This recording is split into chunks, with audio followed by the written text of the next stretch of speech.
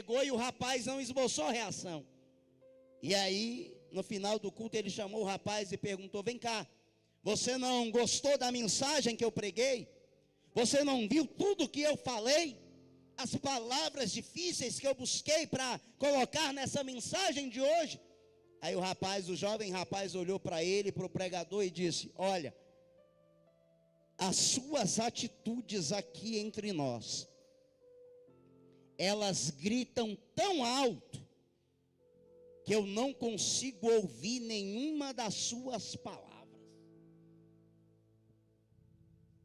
As suas atitudes aqui dentro, elas gritam tão alto, que eu não consigo ouvir nenhuma das palavras que você fala.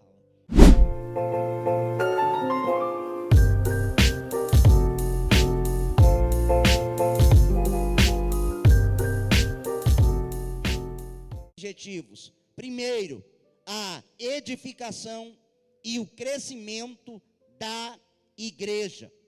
Tudo que é feito não é para a glória do homem, não é para a glória de um grupo específico, mas é para o crescimento e a edificação do corpo de Cristo, que é a igreja aqui na terra. E aí nós entramos agora no versículo de número 12, que nós lemos aqui, que diz que com vista ao aperfeiçoamento dos santos, para o desempenho do seu serviço, para a edificação do corpo de Cristo. Nessa sessão, Paulo, ele olha para a igreja em dois níveis. Primeiro, ele vê a igreja como o corpo de Cristo, que é constituído de verdadeiros cristãos, que estão crescendo gradualmente, até a atingir a maturidade espiritual. Então, Paulo, primeiro, ele olha agora nessa sessão que nós lemos aqui, do versículo 12 ao versículo 16, ele olha agora para a igreja como um corpo, e não como um corpo qualquer, mas como o corpo de Cristo. E Paulo enxerga que esse corpo de Cristo aqui, ele é constituído, ou ele não será, ele já é constituído por verdadeiros cristãos. Verdadeiros cristãos que estão crescendo gradualmente, ou seja, gradativamente, diariamente. Esse grupo de cristãos, eles estão crescendo, e eles estão crescendo em maturidade espiritual. Então Paulo olha para a igreja dessa maneira, como um corpo, que é constituído de verdadeiros cristãos. E esses verdadeiros cristãos estão crescendo gradativamente em maturidade espiritual. Temos que entender que todo corpo precisa crescer, todo corpo precisa se desenvolver. É esperado que uma criança que nasce, ela tenha o seu desenvolvimento, ela vai crescer, ela vai passar por algumas fases da sua vida. A criança, ela não nasce já sabendo andar, ela nasce. As mães sabem melhor do que os homens, que os pais, que o bebê, quando ele começa a ficar mais durinho, primeiro ele vai querer levantar a cabecinha, né? Ele vai levantar a cabeça, ou seja, o pescocinho já está tendo força. Depois ele começa a querer se sentar. Depois de se sentar, ele vai começar a querer sair do lugar. Ele vai começar a engatear. Depois ele vai ficar de pé. E depois vai dar os seus primeiros passos. O que é que eu estou querendo dizer? Que todo corpo precisa se desenvolver, precisa crescer. E aqui Paulo está falando agora de um corpo, que não é um corpo humano, de um indivíduo. Mas Paulo está olhando para a igreja como um corpo, corpo de Cristo, que é constituído pelos membros que são os cristãos. E esse corpo, ele está crescendo, ele precisa crescer gradativamente. Só que o crescimento agora não é o crescimento físico, embora a igreja cresça também no seu tamanho físico. Mas Paulo está olhando para um corpo, ou para uma igreja, que precisa crescer em maturidade espiritual. Paulo está falando aqui de um crescimento, não físico, mas um amadurecimento espiritual que precisa acontecer no corpo de Cristo, que é a igreja. E eu entendo que, para que esse corpo de Cristo, que é a igreja, ele cresça em maturidade espiritual, aí é necessário que todos os membros cresçam também em maturidade espiritual, gradativamente. Nós precisamos crescer gradativamente. Todos os dias nós precisamos crescer um pouco. Nós precisamos crescer em maturidade espiritual diante de Deus. E se nós estivermos crescendo em maturidade espiritual diante de Deus, esse crescimento também será visto pelos homens que estão perto de nós. É impossível esconder um crescimento, ou é impossível esconder alguém que está crescendo em maturidade espiritual. Quem está perto começa a ver, está crescendo, está ganhando maturidade espiritual. Então Paulo olha para a igreja dessa maneira, que está crescendo gradualmente até atingir maturidade espiritual, conforme ele mesmo diz aí que esse crescimento precisa ser gradativo até alcançarmos a estatura da plenitude de Cristo. Está aí no texto, deixa a Bíblia aberta. Ele diz que nós temos que crescer. A igreja, o corpo de Cristo tem que crescer até alcançar a estatura da plenitude de Cristo. É engraçado que a palavra plenitude é alcançar o ápice, né? O ponto mais alto, talvez. E ele está dizendo que a igreja tem que crescer até alcançar a estatura da plenitude de Cristo. Mas Paulo também vê a congregação local de cristãos que estão ministrando uns aos outros, crescendo juntos, e desse modo estão experimentando a unidade espiritual. Então, Paulo olha para a igreja de duas maneiras. Primeiro, um corpo que está crescendo gradativamente em maturidade espiritual. Mas Paulo também olha para a congregação, olha para a igreja de Éfeso como uma congregação local, aonde os cristãos que estão ali, eles estão ministrando uns aos outros. Olha aqui, você sabia que você ministra, você pode ministrar, ou que todos os dias nós estamos ministrando alguma coisa para alguém? Todos os dias nós estamos ministrando de alguma forma para alguém. Tem gente que acha que só pode ministrar quando está com o microfone na mão. Só ministra quando tem uma oportunidade. Mas nós ministramos todos os dias às pessoas.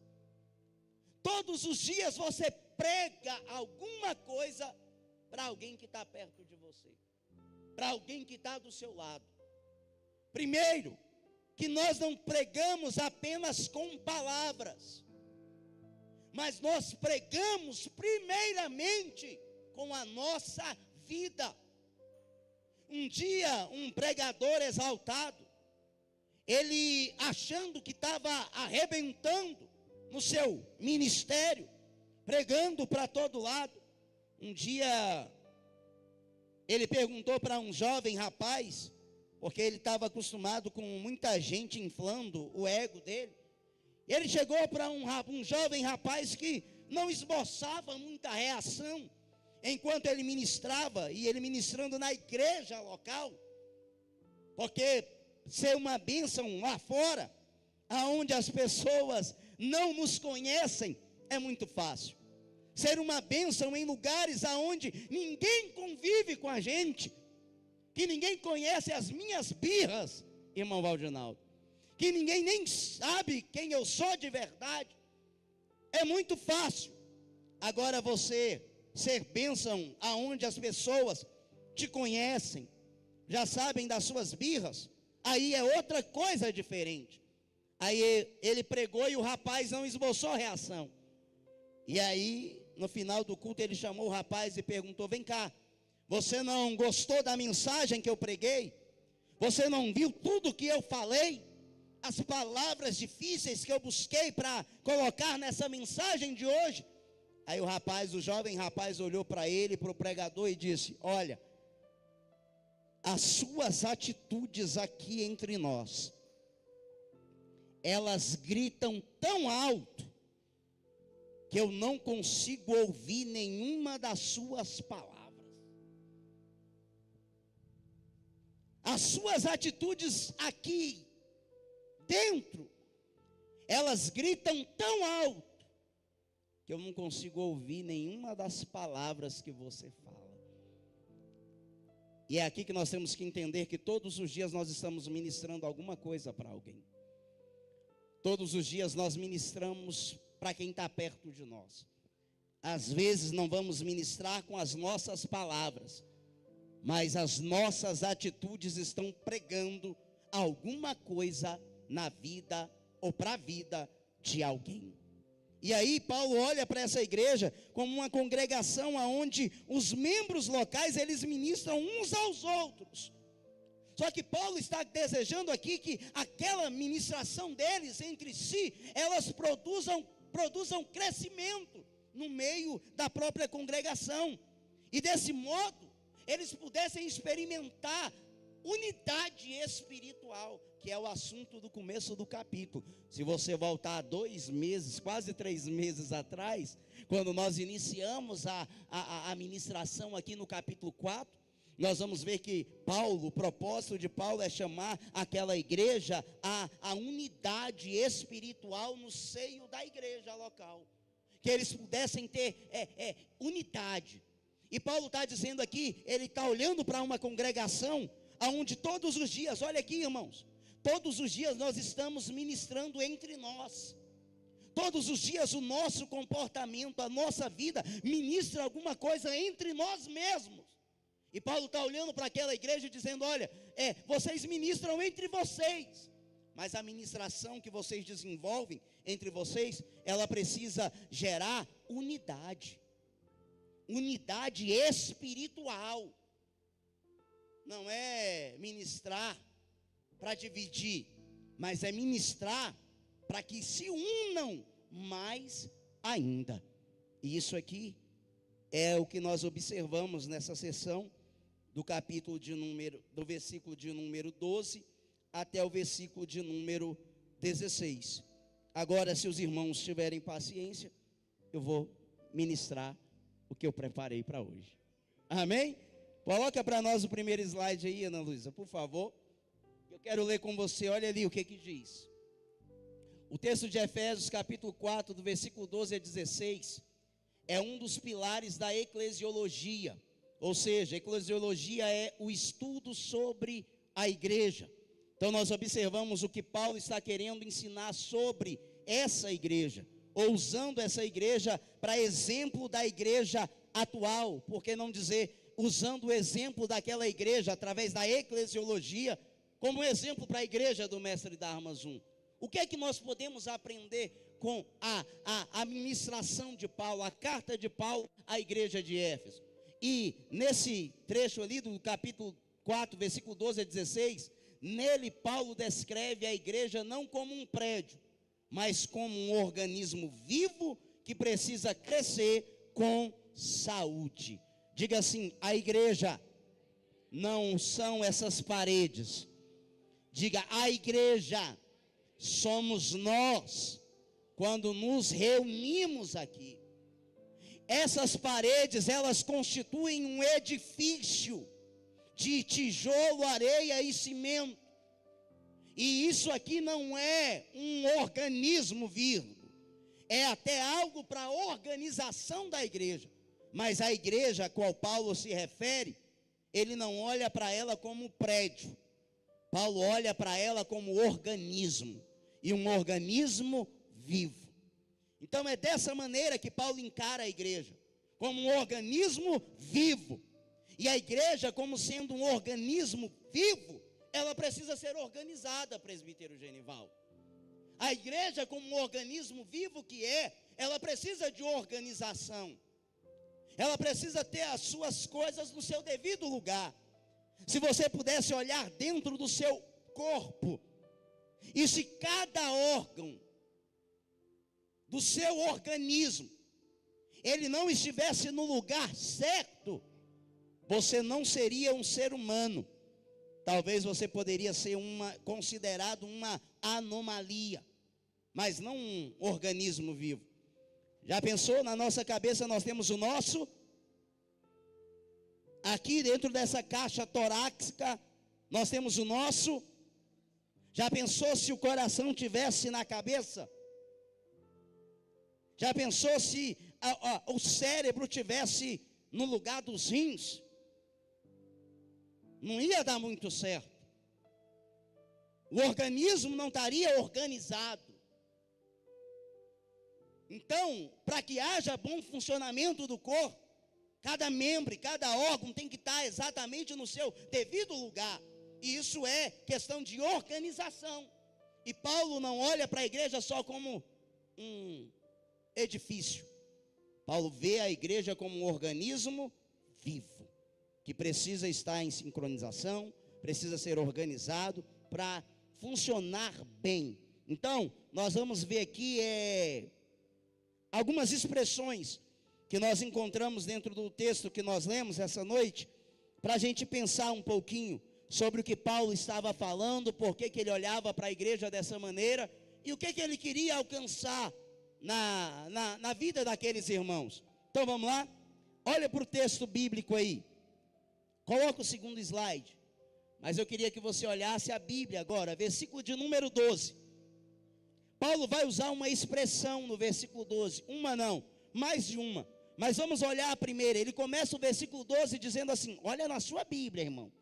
Ele começa o versículo 12 dizendo assim, que tudo que foi dado à igreja, apóstolos, profetas, evangelistas, pastores e mestres, ele diz, tudo isso foi dado à igreja com vista ao aperfeiçoamento dos santos, para o desempenho do seu serviço.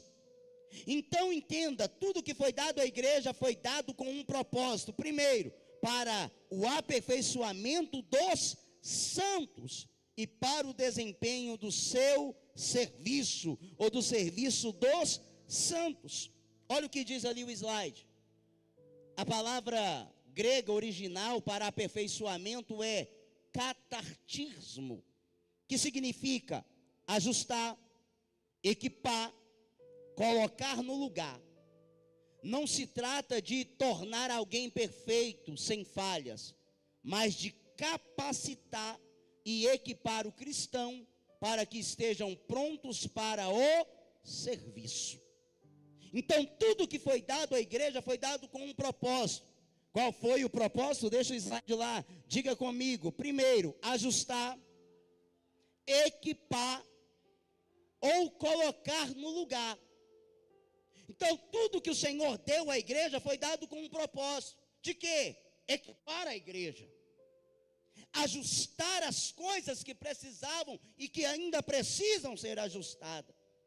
Capacitar todos os cristãos dentro da igreja. Todos os membros deste grande corpo. Para quê? Para que esse corpo, essa igreja, estando capacitada, ela possa desempenhar o seu serviço. Ou você acha que Deus te chamou das trevas para a luz, só para você ser mais um rostinho bonito dentro da igreja? Só para você vestir essas roupas bonitas, de marca, cara, para ficar desfilando dentro da igreja? Não, o Senhor não te tirou das trevas para a luz, o Senhor não te chamou para a presença dEle, para que você fosse apenas mais um rostinho bonito dentro da igreja, para que você pudesse se vestir bem, bonito, do jeito que você se veste.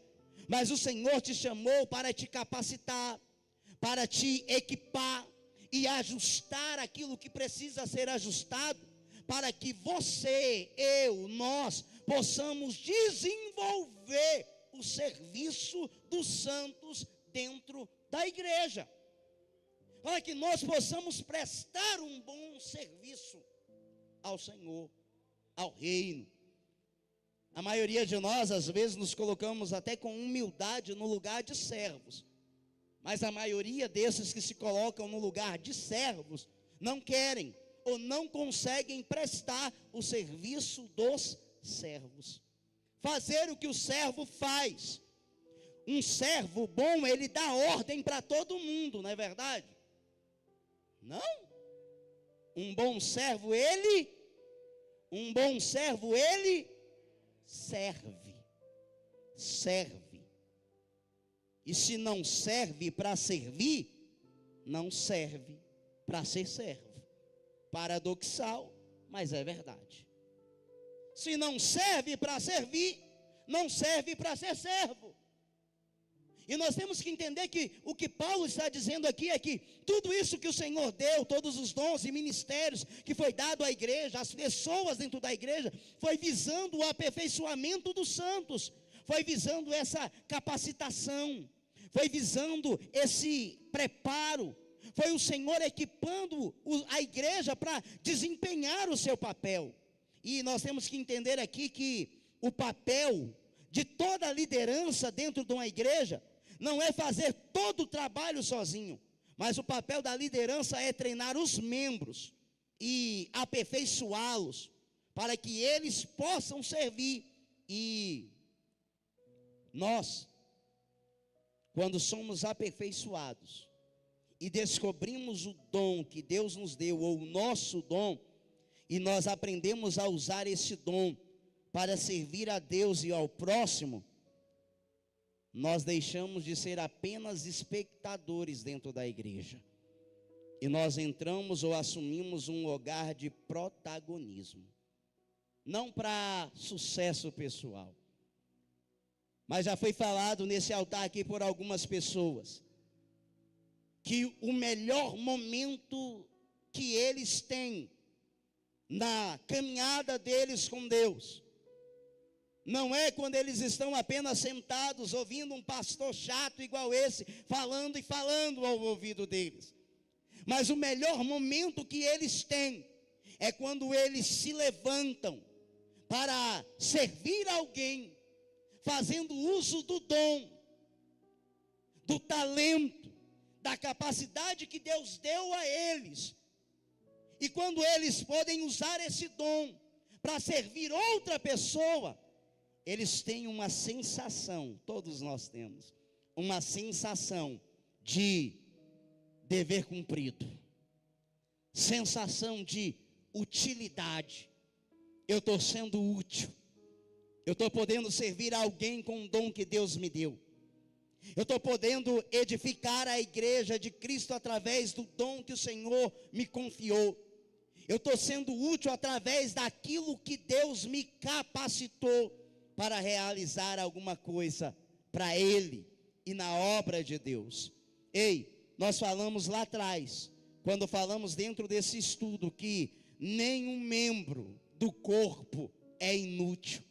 Nenhum membro do corpo é inútil. Paulo vai dizer aqui que até aquele membro que é mais inferiorizado, ou que se sente inferior dentro do corpo, Paulo vai dizer, até esse membro tem a sua participação, tem a sua utilidade dentro do corpo. Mas só vai se sentir útil quando decidir servir. Só vai se sentir útil quando decidir usar aquilo que Deus deu, primeiro, para servir a Deus e servir as pessoas que estão perto de nós. Diga para quem está perto de você, tudo que Deus te deu foi para que você seja útil, servindo a Ele e servindo ao próximo, deixando de ser um espectador dentro da obra de Deus. espectador só enxerga o ponto crítico, não é? Já viu que todo espectador ele só enxerga o ponto crítico? Quem está só como espectador só olha o defeito. Deu errado ali. Não saiu do jeito que era para ser.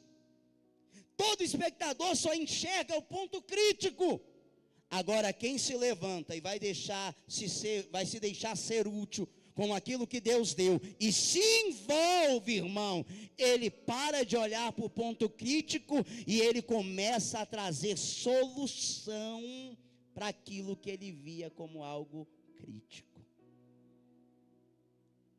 Tudo que foi dado à igreja foi dado visando o aperfeiçoamento dos santos. O Senhor vem e capacita a igreja, dá a ela dons, talentos, para que a igreja seja edificada.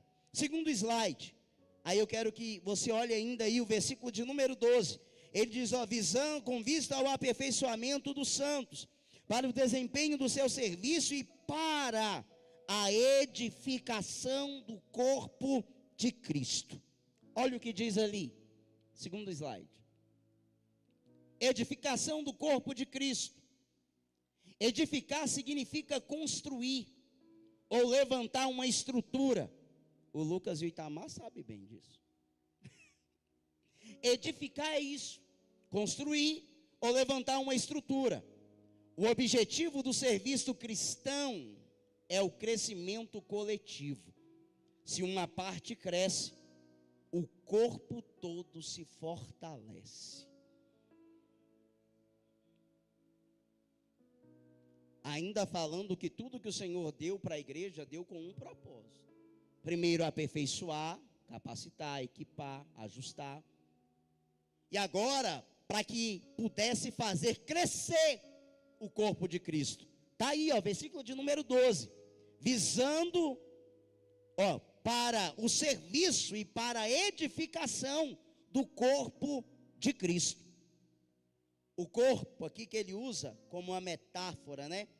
E o que Paulo está querendo dizer aqui é que as ações da comunidade, da igreja, elas devem sempre visar a construção e não a destruição.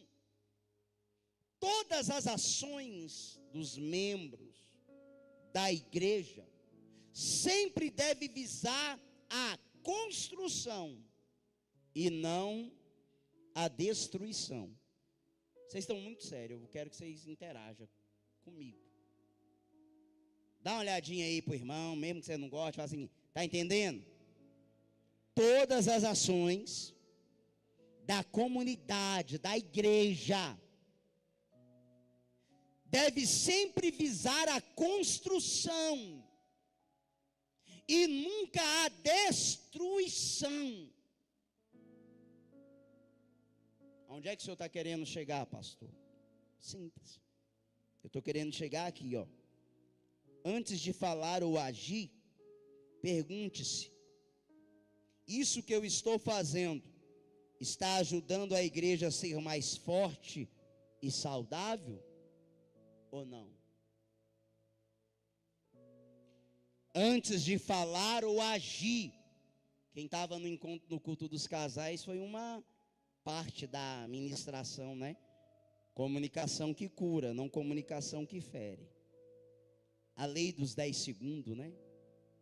Quem veio, veio.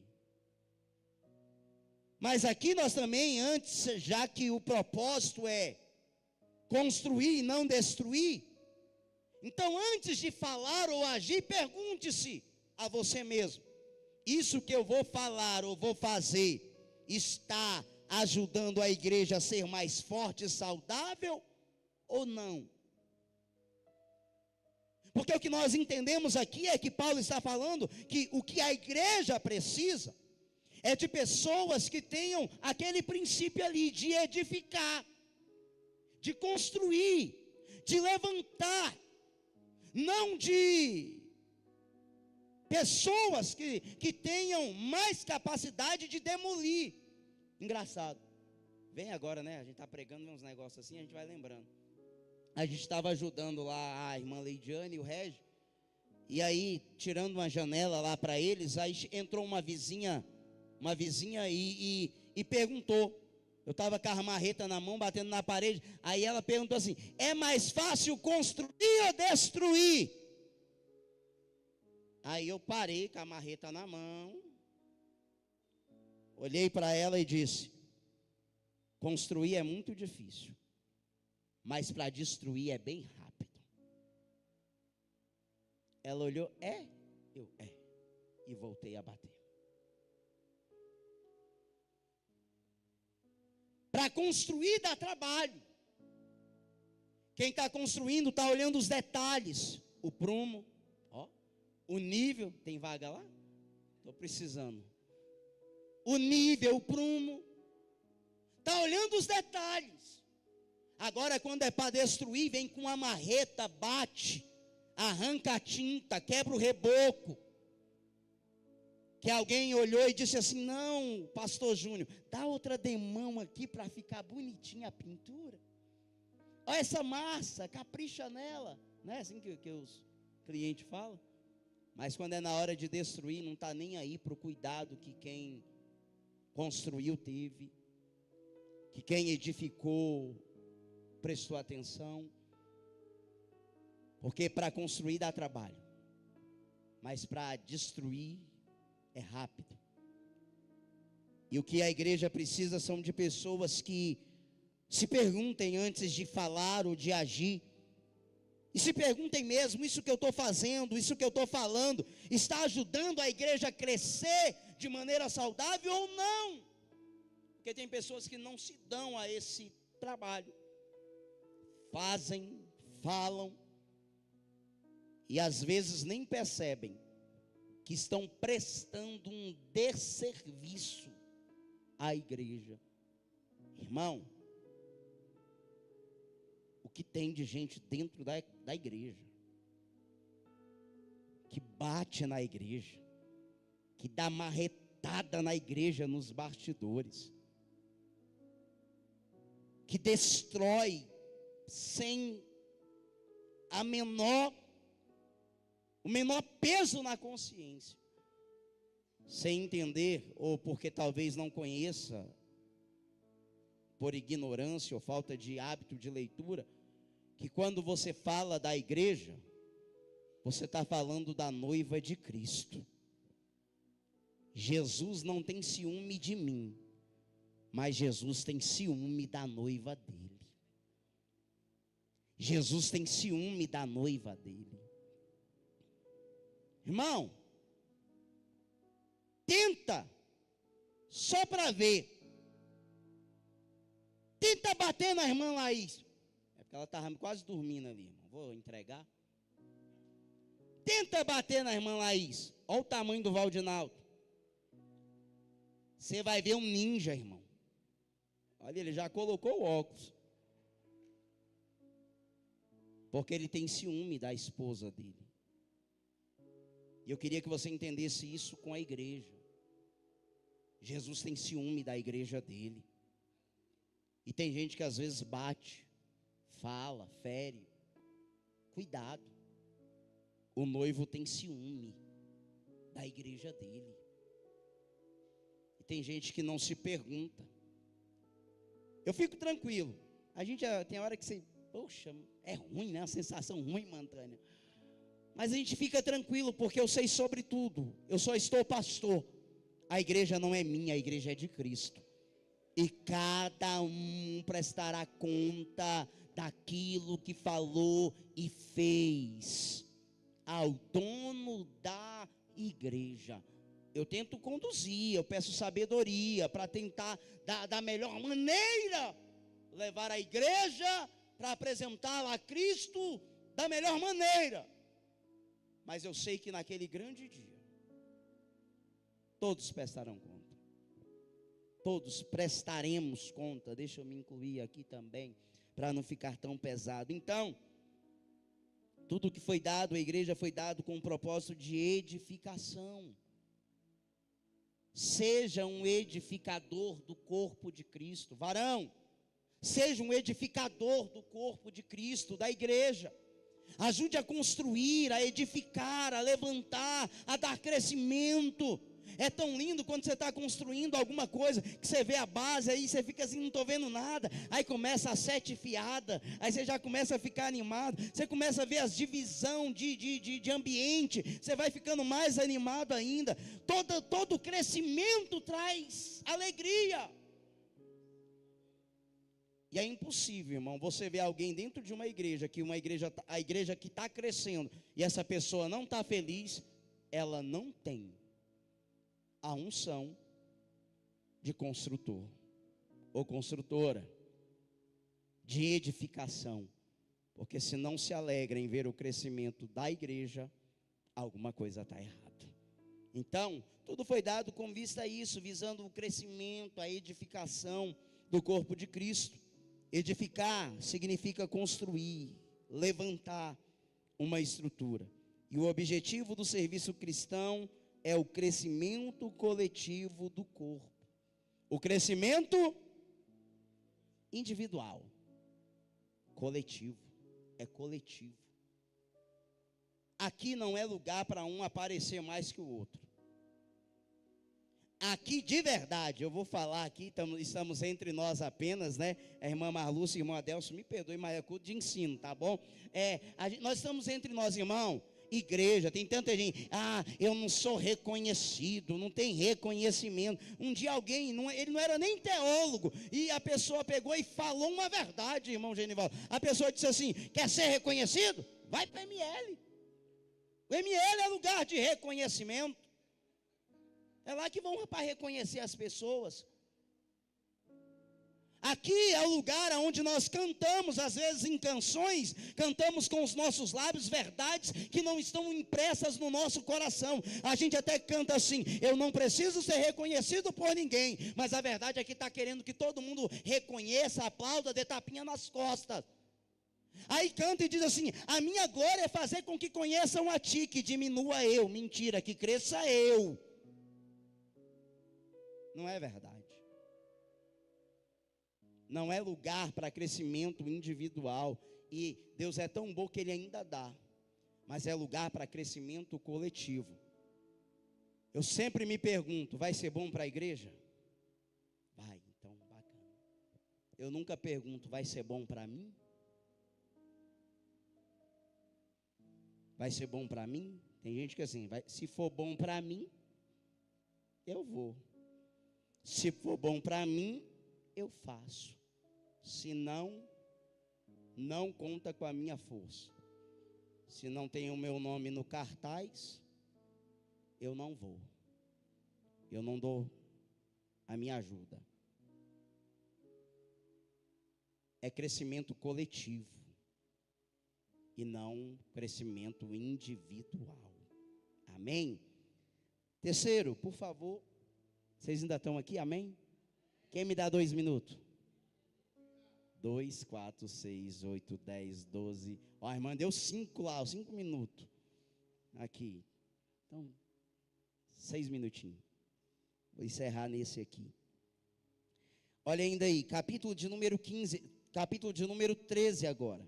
Ele já disse que tudo que foi dado à igreja foi visando o aperfeiçoamento dos santos e para o desempenho do seu serviço e a edificação do corpo de Cristo. Versículo 13 ele diz: até que todos cheguemos à unidade da fé.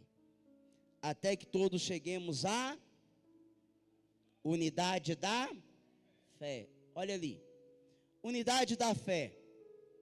Unidade da fé não significa uniformidade, todos sendo iguais, mas uma concordância profunda nas verdades centrais do Evangelho. Então, o que nos une são as verdades centrais do Evangelho. Vocês lembram que lá atrás nós falamos o que nos une?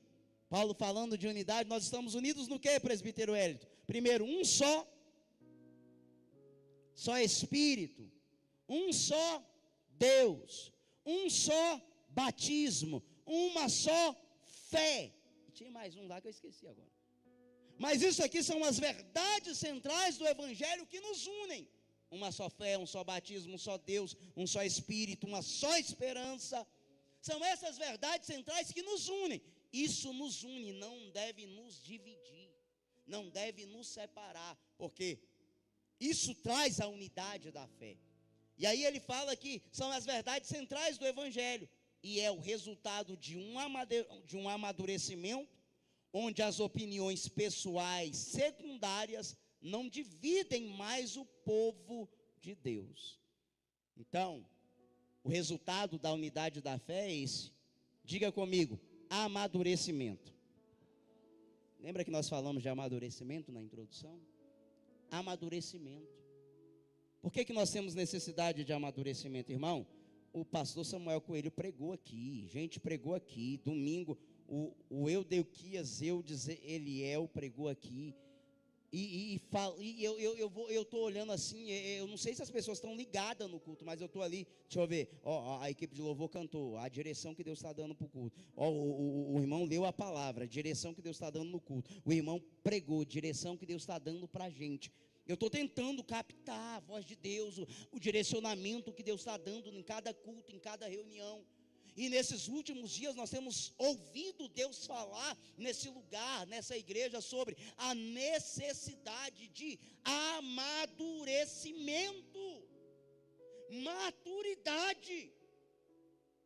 Não é orgulho da idade que nós temos. Tem gente que tem muita idade, mas pouca maturidade.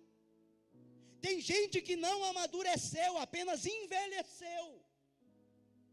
E o que Deus está cobrando de nós aqui é maturidade, amadurecimento espiritual. Porque quando nós amadurecemos espiritualmente, olha aqui, e chegamos à unidade da fé, as opiniões secundárias. O que são opiniões secundárias? Cadê os estudantes da teologia? Vou apertar. Tem as opiniões primárias e as secundárias. Na teologia a gente pega isso. Agora aqui ele está falando que são opiniões secundárias. Quais são as primárias? Diga comigo, verdades centrais do Evangelho. Verdades centrais. Opiniões primárias. As secundárias é o que eu penso. O que eu acho. Eu entendi assim. Já não é verdade central, primária. Agora é opinião secundária. É o que eu acho. E aonde tem amadurecimento, as opiniões secundárias, elas não dividem mais o povo de Deus. Porque nós estamos amadurecimento. Ou nós estamos amadurecimento? Nós estamos amadurecendo. Né? Corta isso aí, viu? Nós estamos amadurecendo. Então, a unidade, quem lembra, irmão? Nós falamos isso no início do capítulo 4. A unidade da fé, ela exige esforço. Lembra que Paulo fala? Esforçando-vos para manter a unidade. Aí ele fala no vínculo da paz, está aí no início do capítulo 4. Exige esforço, eu tenho que me esforçar para manter a unidade. Porque, irmão, não é fácil manter unidade com o Fábio. Vou usar você de exemplo. Porque nós não temos problema nenhum entre nós. Nós até parecemos na cabeleira. O Kleber sorriu, irmão, só porque tem cabelo sobrando. Eu tenho que me esforçar. Eu tenho que me esforçar para manter a unidade com o Fábio. É necessário, é aí que eu trabalho, né? Entra um trabalho, esforço. E outra coisa, para manter a unidade, além de esforço, olha aqui para mim, é necessário ter humildade. Sabe por que tem que ter humildade para manter a unidade? Porque vai ter hora, nós vamos chegar lá, né? Quando vai falar da verdade em amor. Oh, Jesus. É difícil. Porque para a maioria, quando chegar lá na verdade em amor, a gente debate. Aí tem que ter humildade, porque às vezes eu vou falar uma coisa para o Genivaldo. Vou usar seu exemplo. Não que você faça. Por isso que eu vou usar o exemplo. Aí o Genivaldo vai birrar comigo. Sabe o que é birrar? Vai birrar. Vai limitar a comunicação. Vai colocar um distanciamento. Aí tem que ter humildade. Eu quero manter a unidade. O que eu falei para ele não foi para ferir, para afastar. Eu tenho que ter humildade de ir lá. Ô, Genivaldo. A benção. Vamos pedalar aí 80 quilômetros. Só que não. Vou nada. Para manter a unidade, primeiro, você tem que se esforçar. Já viu que é mais fácil você olhar e falar assim, vou perder meu tempo com... Vou nada. Mas a Bíblia diz que para manter a unidade tem que ter esforço. Tem que ter humildade. Porque a humildade, irmão, para alguns, parece que é sinônimo de fraqueza. Mas a humildade, ela é a virtude dos fortes. Porque só um humilde quebra a barreira. Só um humilde pede desculpa, pede perdão. Passa a faixa de Gaza.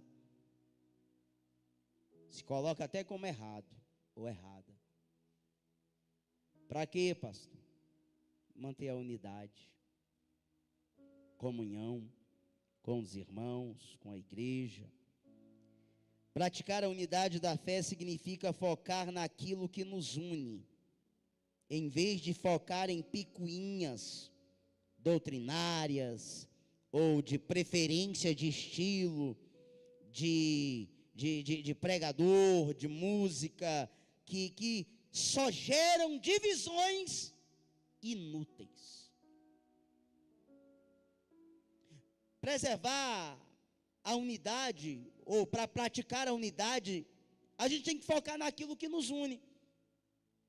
Primeiro, Cristo. Olha para Cristo. Olha para Cristo. Cristo nos une. Um só Senhor. Era o que eu tinha esquecido. Um só Senhor, que é Cristo. Quando eu olho para Ele, eu mantenho o foco da unidade e eu já não quero ficar dividindo. Eu quero gerar unidade. Vamos ficar em pé? Eu queria falar o quarto, o quinto, o sexto. Só aqui tem mais até o sétimo. Se Deus permitir, eu vou passar para os obreiros falarem.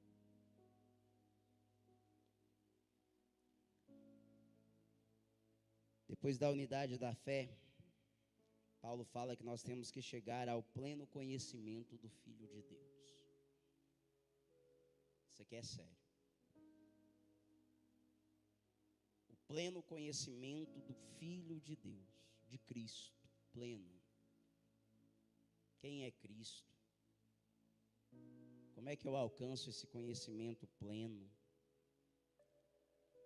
Spoilerzinho aqui, ei, será que você está tendo conhecimento do Filho de Deus? Ou você só está recebendo informações de quem o Filho de Deus é? Pensa nisso.